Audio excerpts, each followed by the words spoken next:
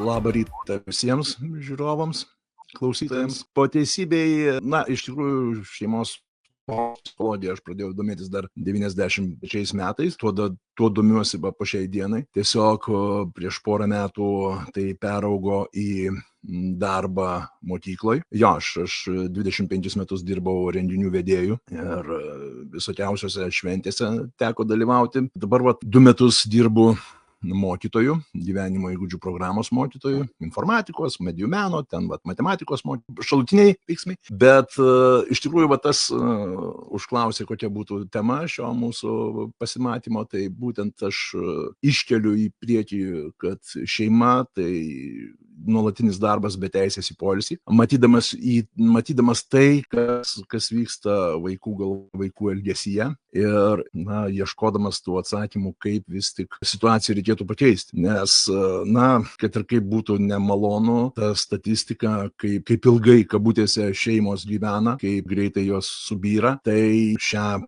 neigiamą praktiką, kad pakeisti, reikia kažką daryti, aš manyčiau. Ir tas darymas turėtų būti daroma nuo mažens, nes visa problema prasideda dar kūdikystėje. Vėlgi dabar, kurią vietą mums reikėtų pataisyti. Mano karta jau, sakykime, prarasta, nes mes augome laikmetyje, kuriame informacijos, kaip bendrauti vyrui su moterim, kaip žiūrėti moteriai į vyrą. Mes to nemokyti, patys vėlgi darėm atitinkamus veiksmus pagal savo supratimą. Ir, da yra tai, manyčiau, kad nėra tos vietos žmonėm išprūsti šio klausimu.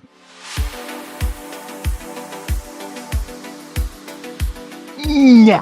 Nes iš tikrųjų, gal aš išgirdau tave nelabai teisingai, bet mes dabar ir gyvename toj informacinio karo, nežinau, gal kitaip reikėtų pavadinti, situacijoje, kai visa žmonija ieško malonumo ir viską mato per malonumą. O po teisybei, ne nuo to reikia pradėti. Va čia yra, kad žmogutis, mano giliu įsitikinimu, jisai turi jau nuo mažens gauti tam tikrą informacinę dozę, kuri jį suformuoja. Dabar taip, vaikas iki 6 metų, jisai turi gyventi meilėje, tenai rūpestyje ir priežiūro. Nuo 6 metų vaikas jau mokosi santykių ir tos pamokos turėtų būti iš tėvų. Bet kame problema? Problema ta, kad tėvai visi, nepykit, bet taip yra, visi tėvai nusimeta nuo savęs atsakomybę mokyti pavyzdžių. Vaikai mokosi ne iš to, ką mes blevizgojam, ne iš to, kad ten tu turi daryti taip, anaip. Ne, viskas yra nusišikti tuos žodžius. Jisai žiūri į pavyzdį. Jisai mokosi tų pačių šeimos santykių, žiūrėdamas į tėvus. Ir šitoj vietoj jau iš karto mes turime, sakykime, tą situaciją, kai tėvai privalo visą dėmesį skirti vienas kitam, ne vaikui. Ir čia lūžta daugelių moterų smegenys. Taigi mano vaikelis. Tai ir jeigu tu nori, kad tas tavo vaikelis būtų laimingas, mokėtų sukurti santykius, mokėtų sukurti šeimą, tai tu turi būti pavyzdžiu. Tu turi rodyti jam, kaip tu supranti savo vyrą, kaip tu jį gerbi. Vyras turi rodyti, kaip jisai myli beprotiškai ir besąlygiškai savo moterį. Ir vaikutis, matydamas tą pavyzdį, jisai mokosi ir auga tam pavyzdyje. O ne tai, kad tu turi tenai elgtis šitaip, tu turi galvoti taip ir ne. Tekstas ne. Jeigu jisai šeimoje mato kitokį santykį, jeigu mato, kad mamytė tenai, kai sakant, visom 8 skleidžiasi ir vyrui ten, nežinau, moralus skaito iš namų veja ir visai kitaip engia, vaikas užaugs su sužalota psichika. Jis nebus normalios šeimos kūrėjas. Ir jau šitoj vietoj lūžta ta, sakykime, schema. Dabar ką aš įsivaizduoju, ką mes galim dabar šiai dienai daryti? Mes tų mamyčių neperauklėsim tikriausiai. Nors, vėlgi, yra tas suvokimas, iš tikrųjų, aš pasidėjau šalia savęs citatą iš Naujojo Testamento. Mano psichologija, šeimos psichologija, domėjimasis prasidėjo nuo Švento rašto.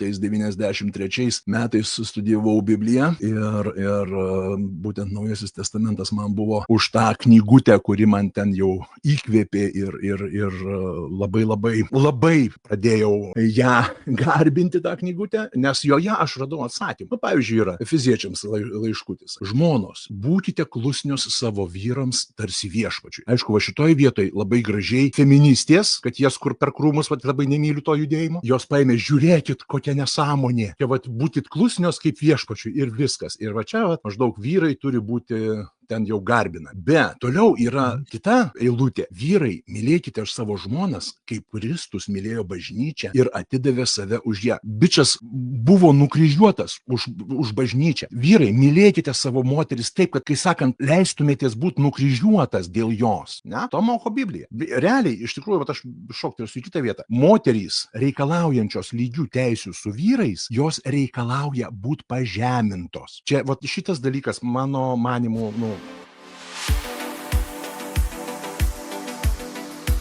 O šitose eilutėse Naujojo testamento praktiškai, mano manimu, yra visas tas basicas santykių, koks turėtų būti. Taip, žmonos būkite klusnios vyrams, ane? O vyrai mylėkite savo žmonas, kaip Kristus mylėjo bažnyčią. Ir vyrai turi mylėti savo žmonas kaip savo kūnus. Kas myli savo žmoną, myli save patį. Juk niekas niekada nemyli savo kūno neapkęsdamas, ne? O kas pas mus šeimose darote?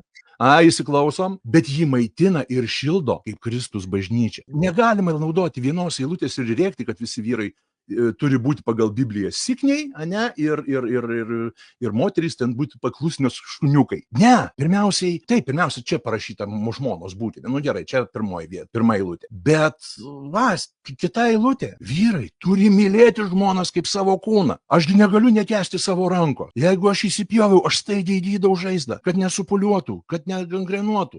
Aš sprendžiu problemas staigiai, ane? Tai vyrai, mes tokie turim būti, turim mylėti.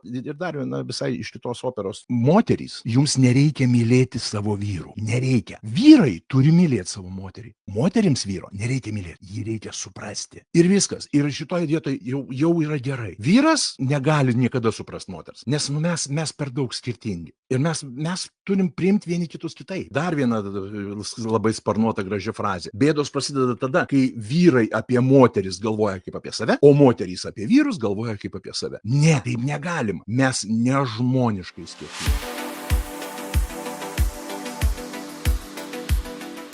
Kiekvienas žmogutis perfiltruoja per savo prizmę, per savo suvokimą, per savo tas pilkasias ląsteles, ne? Ir tai galbūt galima pavadinti susipriešinimu. Vėlgi tai, taip, moteris myli vyrą. Okei, labai gerai. Aš taip galbūt jau per daug radikaliai, žinai, ten jau susakiau, kad moterims nebūtina mylėti vyro. Ne, kitas yra momentas. Tai, ką aš šneku, nebūtinai tinka kiekvienam žmogui. Yra 3 variantai, kaip kurti santykius. Tai galima kurti santykius patriarchalinę sistemą, galima kurti santykius matriarchaliniai sistemai ir galima kurti santykius lygiaverčiuose santykiuose. Aišku, tas lygiavertiškumas yra absoliutus, mano manimu, vėlgi absoliuti nesąmonė, nes kada bus lygiaverčiai santykiai? Tada, kai tas lygybė, ne, kada bus? Tada, kai pirmą vaiką pagimdys žmona, o antrą vaiką pagimdys vyras.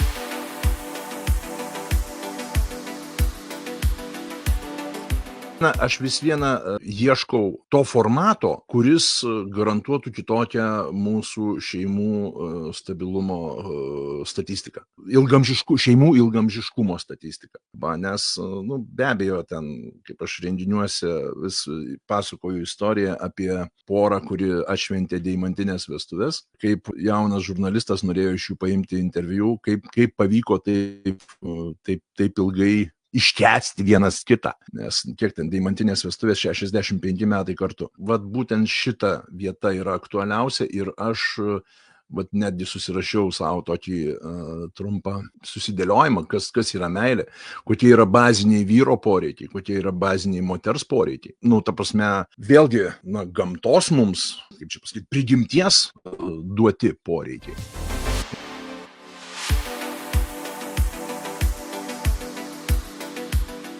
Labai reikia klausimų, labai reikia įžvalgų, visi, kas žiūrėjo, duokit klausimų, duokit tokį grįžtamąjį ryšį, kad mes turėtume ką pasiimt, paskaityt ir pasakyt, kad ne, chebra, nu gal ir taip.